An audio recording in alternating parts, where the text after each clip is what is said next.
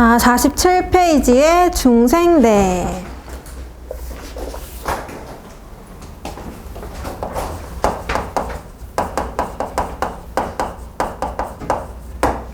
중생대를 보면은 중생대 환경으로는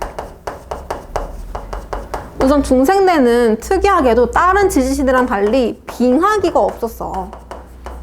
아까 성칸부리아도 그렇고 고생대도 그렇고 다 빙하기가 있었지. 신생대도 빙하기가 있을 건데 중생대만 빙하기가 없었고, 빙하기가 없으면은 기온은 대체로 높았겠지.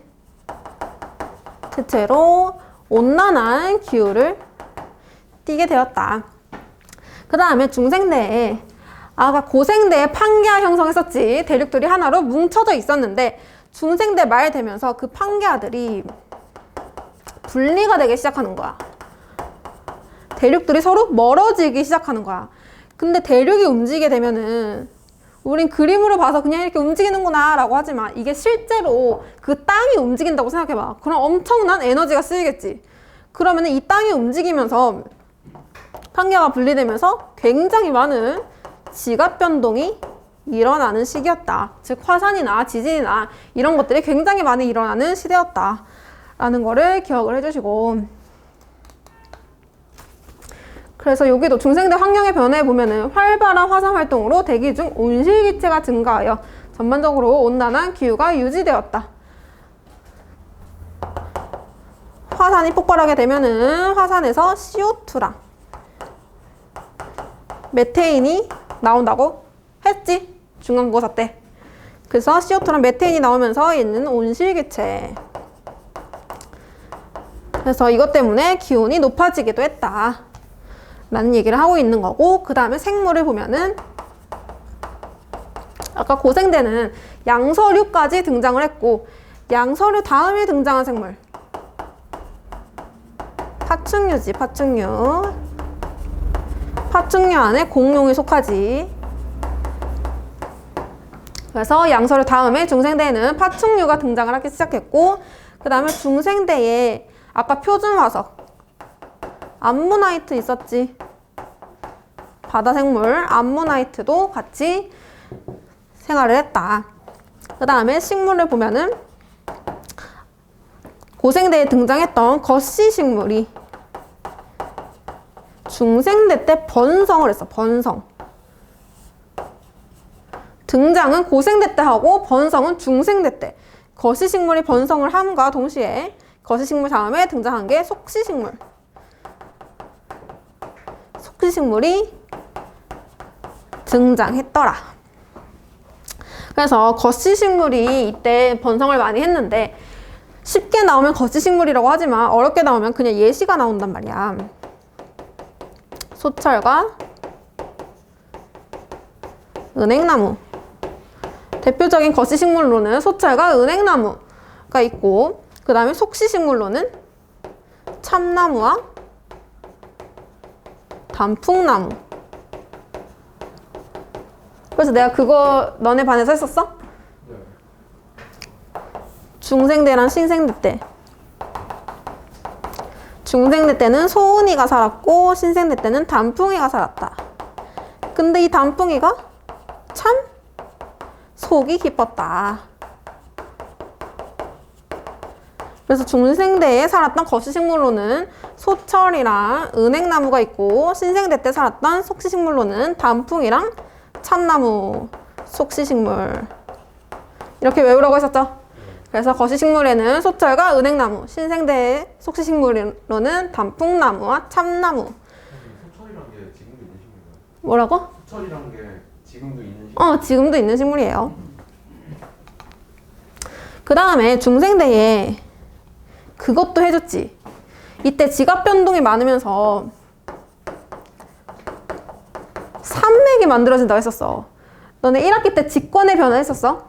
대륙과 대륙이 만나서 충돌을 하면은 산맥이 만들어진다. 그때 이제 산맥이 만들어진 거야. 대륙과 대륙이 만나서 충돌하면서.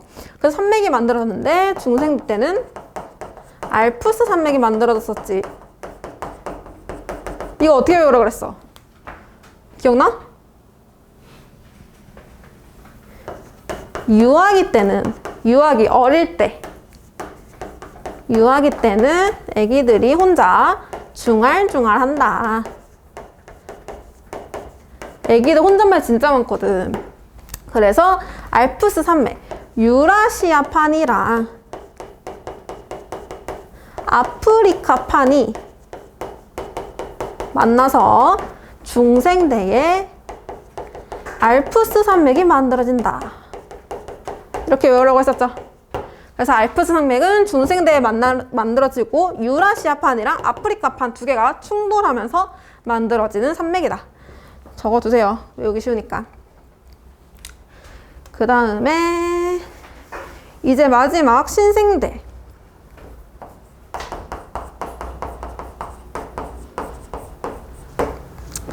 신생대를 보면은 우선 신생대의 대표적인 환경으로는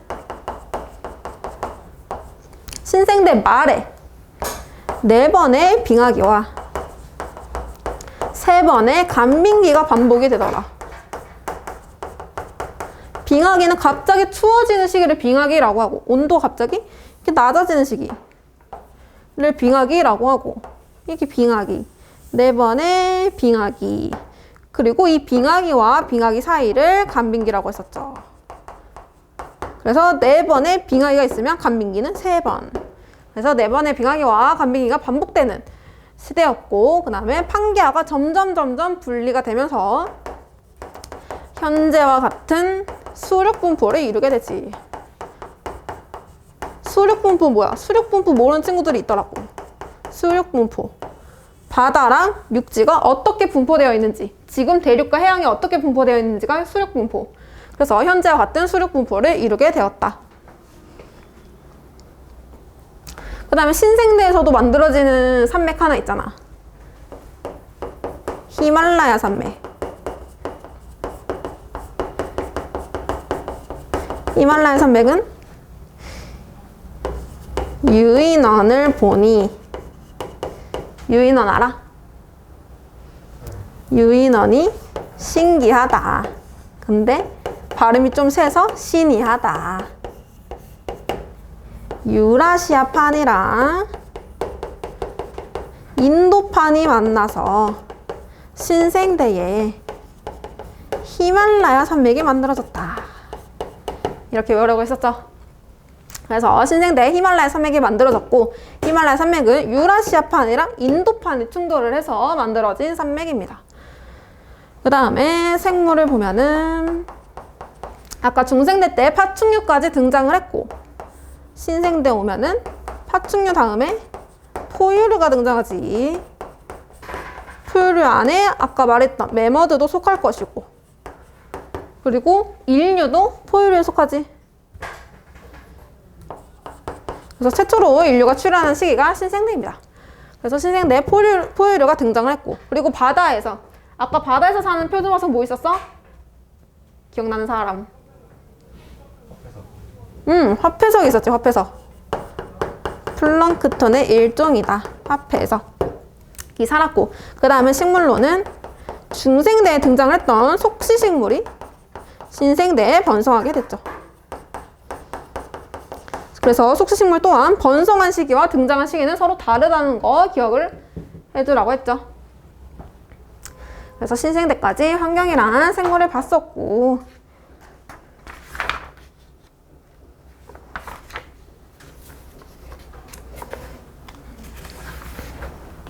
여기까지 모르겠는 거 있어요?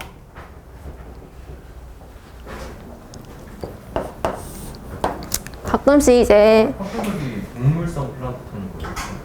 응, 동물성 플랑크톤. 뭐 하려고 그랬지? 아, 진화. 동물이랑 식물의 진화 과정을 이 지지시대 화석을 통해서 알 수가 있어. 그래서 진화 과정을 보면은 지지시대 순서대로 진화를 했겠지, 동물들이. 그래서 동물 중에서도 척추동물만 다룰 거야. 척추동물의 진화 과정을 보면은 가장 먼저 고생대 때 등장했던 척추동물. 어류지, 어류. 어류가 가장 먼저 등장을 하고, 어류가 진화한 게 양서류. 양서류가 진화한 게 중생대 때 나온 파충류. 그리고 파충류에서 진화한 게 마지막에 신생대에 나온 포유류지. 그래서 동물의 진화 과정 또한 지지시대 화석을 통해서 알 수 있다. 그 다음에 식물. 가장 먼저 등장한 거 양치식물. 고사리. 그 다음에 양치식물 다음에 거시식물. 그리고 마지막으로 속시식물. 그래서 지지시대 동안 일어난 진화 과정은 쉽게 알 수 있겠죠. 그러면은 이제 48페이지로 넘어오면은 위에 박스에 지질시대의 수륙분포 변화와 생물 변화가 나와 있어. 이 그림을 잘 봐둬야 돼. 그림이 자주 나와.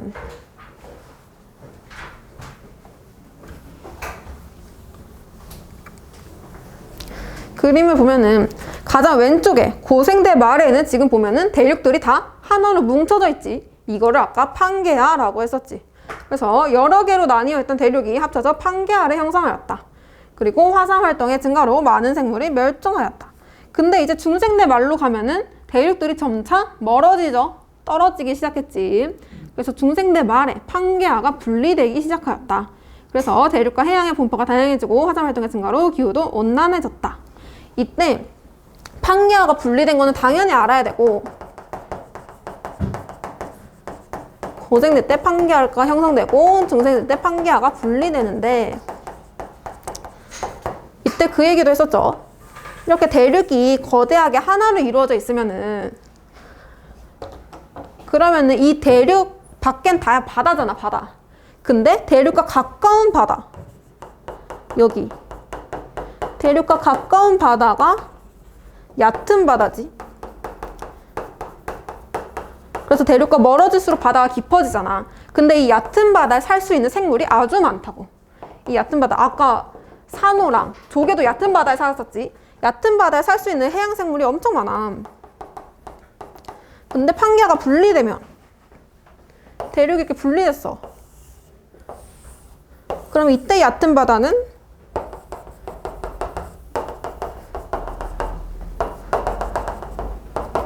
여기가 얕은 바다일 거 아니야, 그지? 그래서 판게아가 형성될 때는 여기만 얕은 바다였는데 판게아가 분리되면서 이 안쪽까지도 다 얕은 바다가 된 거야. 즉 판게아가 분리되면 얕은 바다의 면적이 증가하지. 얕은 바다의 면적이 증가하게 되면은 얕은 바다에 살 수 있는 해양 생물이 아주 많기 때문에 해양 생물의 종수 또한 증가를 하겠죠. 다양한 해양 생물들이 판게아가 분리되면서 살 수 있게 되었다라는 얘기야. 그리고 신생대 때는 대륙과 해양이 여러 조각으로 나뉘어 오늘날과 같은 수륙분포를 이루게 되었다. 아까 다 얘기를 했었죠. 여기까지가 지질시대. 그 다음에 마지막이 이제 대멸종.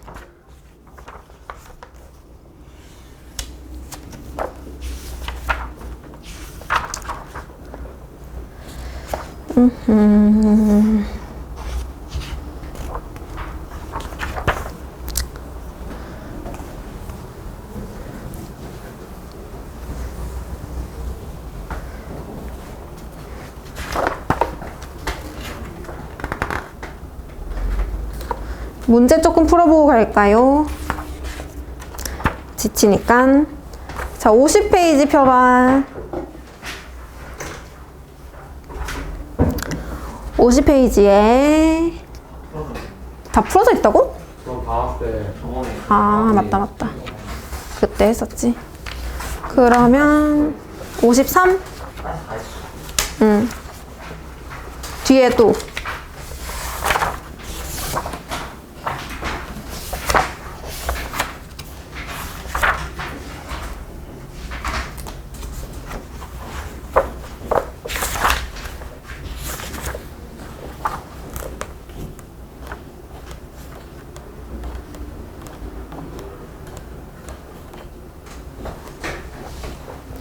(172) 172페이지. 오케이. 응?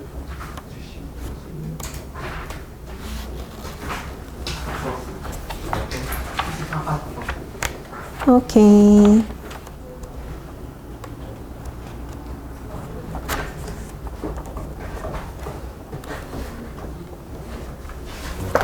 아이고. 그러면은 어차피 숙제 프린트는 따로 있으니까 대멸종까지 하고 프린트 문제 조금 풀어봅시다.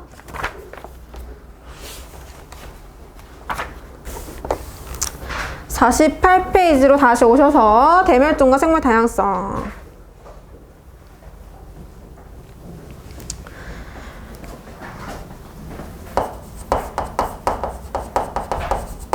대멸종, 지질시대 동안 대멸종이 일어났었는데 대멸종이 총 5번 일어난다고 했었지.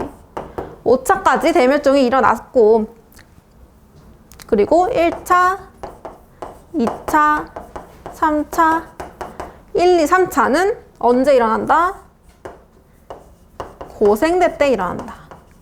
1차부터 3차까지 고생대. 그 다음에 4차, 5차가 중생대. 그래서 아까 말했듯이 대멸종이 일어나게 되면은 많은 생물들이 죽잖아. 그러니까 여기를 딱 끊어서 이때부터 중생대구나. 그리고 여기를 딱 끊어서 이때부터 신생대구나. 이렇게 지지시대로 구분을 하는 거지. 그래서 대멸종은 총 5차가 일어났고, 그 중에서 가장 큰 대멸종이 몇 차라고? 3차라고 그랬지. 3차. 가장 크게 일어난 대멸종.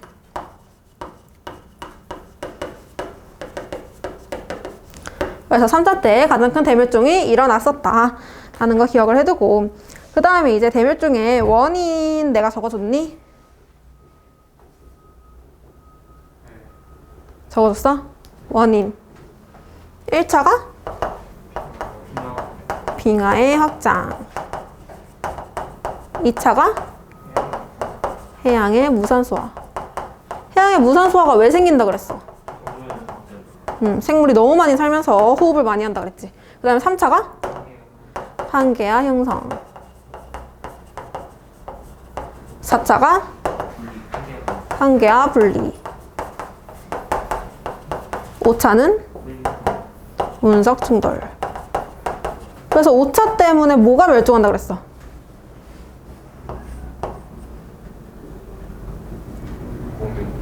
공룡. 5차 때 운석 충돌에 의해서 공룡이 멸종했다라고 했었지. 그래서 거기 박스에 운석 충돌설. 중생대 말기에 일어난 5차 대멸종을 설명하는 유력한 가설이다. 이 가설에 따르면 지름 약 10km의 운석이 지구에 충돌하여 대규모 지진과 쓰나미, 산사태가 발생하였고, 충돌열로 지각이 녹으면서 발생한 화산가스에 의해 산성비가 내리고 바다를 오염시켰다. 또한 운석 충돌로 발생한 먼지는 햇빛을 차단하여 지구의 평균 기온이 낮아졌다. 운석 충돌설은 이러한 급격한 환경 변화로 인해 대규모 멸종이 발생하였다고 설명하는 가설이다. 그래서 공룡 멸종 사건이 운석 충돌이 일어났다고, 물론 가설이긴 하지만 그래도 운석 충돌에 의해서 일어났다고 지금까지는 받아들여지고 있는 거지. 그리고 이렇게 대멸종들이 일어나면 대멸종과 생물 다양성의 관계를 보면 생물 다양성이 어떻게 됐어? 대멸종이 일어나게 되면은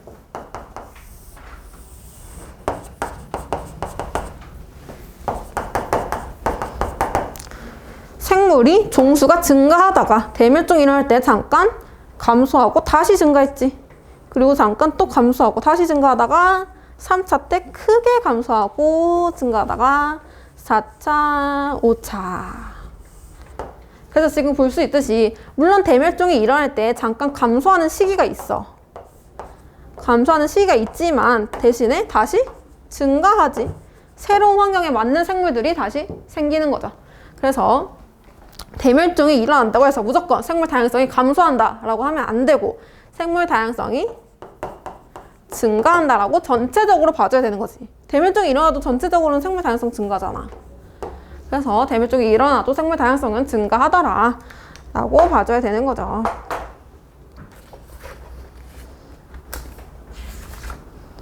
그리고 대멸종은 주기적으로 일어난다, 안 일어난다? 대멸종 얘기를 할 때 주기적이란 얘기는 하지 말라 그랬지. 주기적이라는 거는 어떤 특징한 규칙이 있다라는 거야. 근데 대멸종은 특정한 규칙이 있어서 일어나는 건 아니잖아. 얘네 빙하의 확장, 해양의 무선서, 판개 형성 이런 것들이 어떤 규칙이 있어서 일어나는 게 아니지. 그래서 대멸종이 주기적으로 일어난다. 이런 얘기가 있으면 다 틀린 거라고 표시를 해야 되죠. 그러면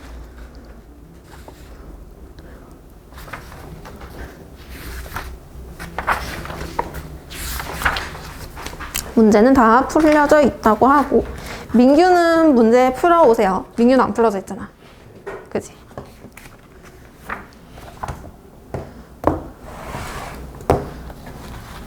프린트 주겠습니다.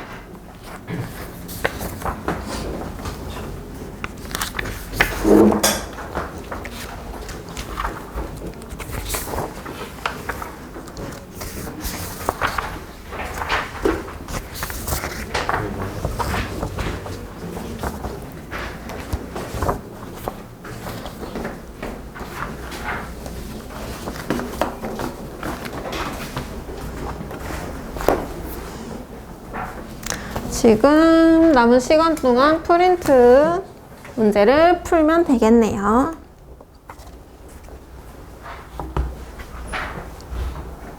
여기까지 질문 없죠?